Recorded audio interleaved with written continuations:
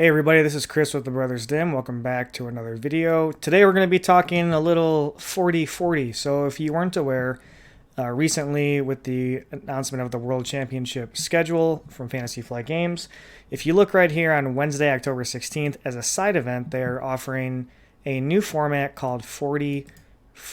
And it's a little confusing because then on Friday the 18th, they also list, it says Infinite 40-40 Highlander down here, but then up here all it says is 40-40. So I'm not sure if this means standard 40-40 or not, because then this one says infinite. But anyways, what 40-40 means is two things. 40 implies your deck can be 40, or your deck has to be 40 cards, and your characters can be up to 40 total points. So either that can be within the standard format of card pool or the infinite format card pool. But then what Highlander means, the word Highlander means that in your deck of 40 cards, you cannot have more than one copy of any single card in your deck. So in our last podcast episode number 6, we kind of talked about this format.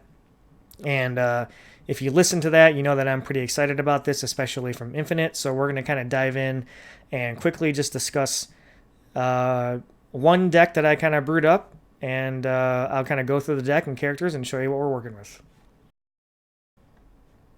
For those of you who may be a little newer to the game, the infinite format means that you can choose cards from any set in the history of Destiny. So right now, the standard format is only from set 5, which is Legacies, which came out in early 2018. From Legacies all the way up to Spark of Hope. So the first 3 sets that came out in 2017, Awakenings, Spirit of Rebellion, and Empire at War, these are currently not legal in standard. But for Infinite Constructed, you can pick cards from any of the current 11 sets that are available, which includes 40-40 Infinite. So for 40-40 Infinite, the first place that my brain kind of went was just Rainbow, good stuff, and can we go 4 wide and maybe jam some vehicles. So this version of this deck that I just kind of brewed up is an Armored Reinforcement deck that focuses around getting out the black 2 from Armored Reinforcement because of having Mauler Mithel in your deck.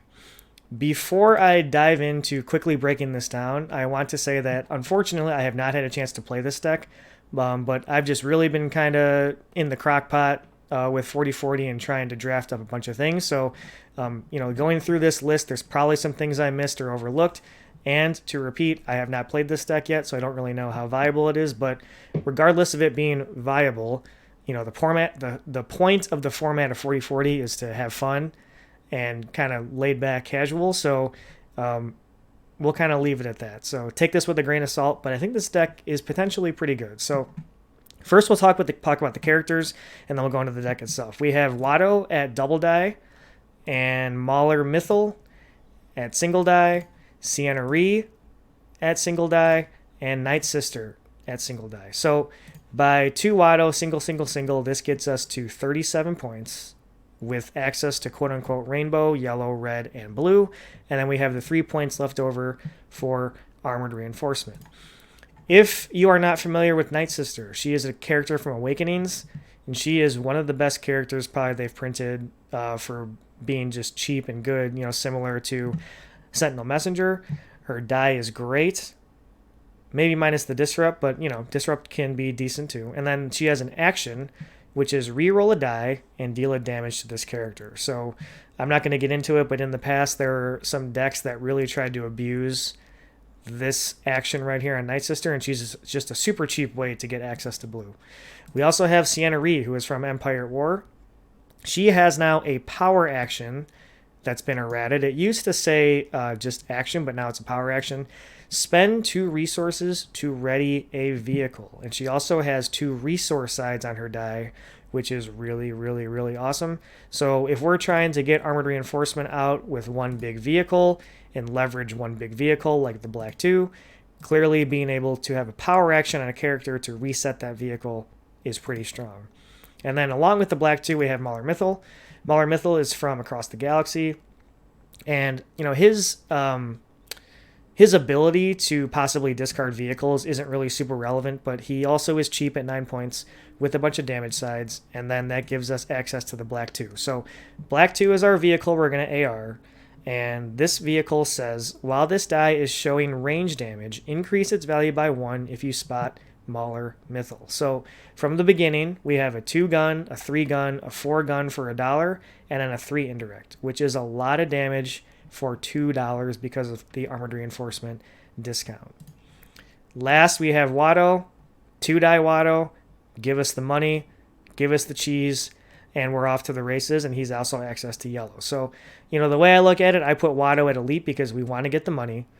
And if the opponent does want to kill Watto first, then so be it. We still have our damage characters with action out here to fuel our game plan. So that was kind of just my initial thought of going through the characters. Obviously there's ways to build this deck without armored reinforcement, but I like the idea of Mauler Mithel and Black 2 and AR, especially maybe in 40-40 where you're not going to be seeing a lot of density of stuff for vehicle hate, like Desperate Measures right now is pretty popular, or Vandalize. So I think it's a pretty safe plan to try to go in on this. So that's the characters. Looking down here. So again, I might have missed some things, but we're going to start with the events. Getting access to blue, yellow, and red means we have a lot of really, really, really high impact, low cost removal, especially from the villain side. We have Beguile, which is not low cost, but kind of a necessary evil. Along with Beguile, we have Entangle. So Entangle and Beguile, pretty familiar for those of you who play Standard currently. These are our two heavy hitting multi-die removal for 2, and then along with that we also have the best defense. So these are kind of our 3 big removal cards, and then beyond that we have a lot of awesome cards that don't cost us a ton of cash. So we have Doubt, Feel Your Anger, Flank, Forsaken, He Doesn't Like You, Hidden Motive, Overconfidence, and Pin Down. So just to kind of go over some of the cards from the Awakenings block, Feel Your Anger. This was a staple all throughout its life in Standard. 1 cost event, count the number of blanks showing on an opponent's dice, remove that many of their dice. So this card is insane. So if your opponent, say, has 6 dice out and 2 of them are showing a blank, you don't just have to remove the ones that are showing a blank. You count the number of blanks showing on their opponent's dice, which is 2, and then you can choose and remove any 2 of their dice. So good. So good. Also, we have He Doesn't Like You. 0 cost, remove 1 of your dice to remove an opponent's die. Insane card. Insane card. So good. We also, I kind of overlooked this one, but Friends in Low Places. 0 cost, spot a yellow character to look at an opponent's hand and discard an event from it that costs 1 or less. This card is awesome as well. And then Pin Down is from Empire at War. Spot a vehicle to remove a die. Clearly we're going to have a vehicle. And what else? Flank is in Standard right now. And Doubt is in Standard right now. Hidden Motive, Forsaken. So we do... Overconfidence. 1 cost, spot a blue character to reroll 2 dice. Then remove 1 of those with the lowest value you choose in case of a tie. So this card was also a staple all through its life in Standard. Interact with 2 of your opponent's dice and remove 1 of them, whichever one shows the lowest value. In the case of a tie, you choose. There's also some decks where maybe you can choose your die and your opponent's die if you have like a high side, like a Vader or something like that, and they have a low side. Your odds of removing their die are pretty good, but very, very good, efficient removal here. And then beyond that, I kind of just threw in some spice, I don't know, this deck's fun. That's the point. So we have As You Command, resolve 1 of your character dice as if it were showing a focus. With the vehicle, I was thinking maybe you want to focus up a little bit, but that's kind of a flex slot. All these slots are kind of flex. Bait and Switch, ambush, turn 1 of your dice showing a resource to any side. One of the coolest cards that they've ever printed. One of the most busted cards they've ever printed back in Spirit of Rebellion. And then we have, beyond that, then we kind of have some things that, Probe. I'm sorry, we have Probe down here, that interact with our vehicles. So we have a card called Barrel Roll. This is from Across the Galaxy. Activate 1 of your supports, reroll any of its support and mod dice, and you can do that again if you want to. So good with Mauler Mithel, or the Black 2. Commence Primary Ignition. Activate 1 of your red supports. Then you may resolve any number of its support and mod dice in the order of your choice without removing them from the pool. So with Black 2, there's pretty good odds that we're going to hit one of these damage sides. We got 4 out of 6 here, and that we can, resolve that once and still leave it in the pool. Not to mention if we happen to have a mod on it as well. Focus fire, same kind of idea, just increasing the damage on ranged. We also have a salvo. Resolve one of your dice showing range damage against each of an opponent's characters. So this card is from Spirit of Rebellion. It's kind of similar to a card right now called Sudden Impact, but it has to be a range side. And it doesn't... Sudden Impact is resolve, remove one of your dice showing damage, and deal half of that damage to each of an opponent's characters. So with the black 2, we got pretty good sides here to do some damage. If we have a 4 out there, we can do 4 damage to each of an opponent's characters with salvo, and that's pretty insane. So, again, this is kind of just like a lot of these cards are in like the event Hall of Fame, so to speak, for, all-time events in removal. But this is kind of the event package here. We'll go to the upgrades first and finish off with the supports. So with the black 2, we clearly have the mods. So we have Arccaster, Dorsal Turret, and Targeting Astromech and Triple Laser Turret. So there are only 4, so chances of us having one aren't super great. But, the black 2 by itself, even without a mod, still has super high damage sides. 2, 3, 4, 3 right off the go with Mauler Mithel in play. Beyond that, we have access in this deck to DH-17 Blaster Pistol from Awakenings. Also in its day, probably the most efficiently costed weapon for range there was. 1 cost, and then this die is absurd, 50% damage for $1. We also have Energy Bow. If you look at this card compared to the DH-17, this Disrupt is a 2 for $1 on the DH-17, so pretty insane difference there. And then beyond the cheap weapons here, I've included armor plating and a riot shield for obvious reasons. And then we have kind of just some unique things I wanted to try. We have Imperial Discipline. This is a really sweet card from Spirit of Rebellion. Red character only. Action. Remove this die to turn one of this character's character or upgrade dice to a side showing range damage or a resource. So if you put this on either Sienna Reed or Mauler Mithel, regardless of what you roll with this die, you have the option to just remove it and flip the character to either $1 or damage, whichever you want. So super versatile card.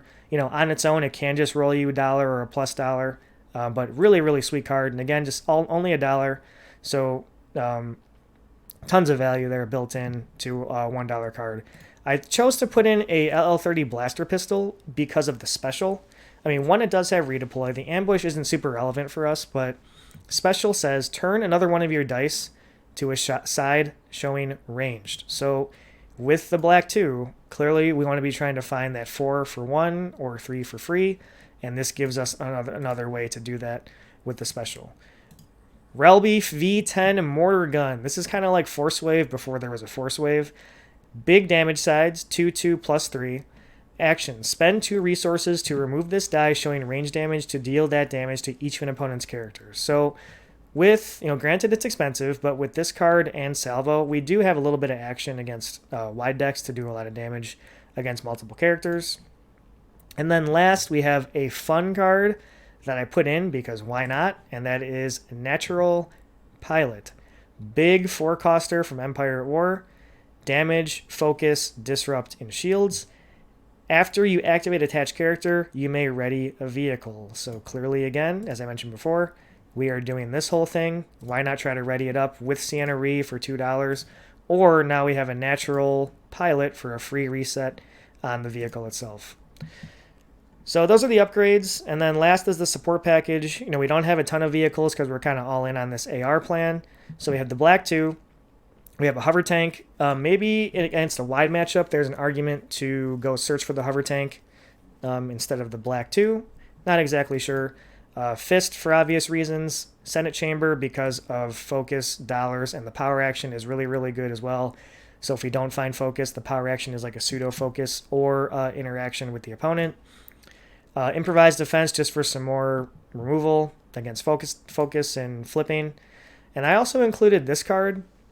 This is from Awakenings, actually, First Order TIE Fighter. I included it for the special, which is remove all shields from all of an opponent's characters. I'm really getting ready just to play against Brothers Dimm member Jim, because he's probably going to be playing Qui-Gon, so I'm probably a little biased, but I slotted this in my deck for the shield special. And then a backup muscle. This is from Awakenings also. When you play this support, place 3 damage on it. Action, exhaust this support to move 1 damage from it to a character. So there is a card that saw some play in the Ewok deck recently, which is called Ammo Reserves. This card is very similar to Ammo Reserves, but instead of it being an indirect, you just get to, boom, just move a damage over. And for some reason, the damage ignores shield. So I don't really know why that is, but that's just how they designed this card.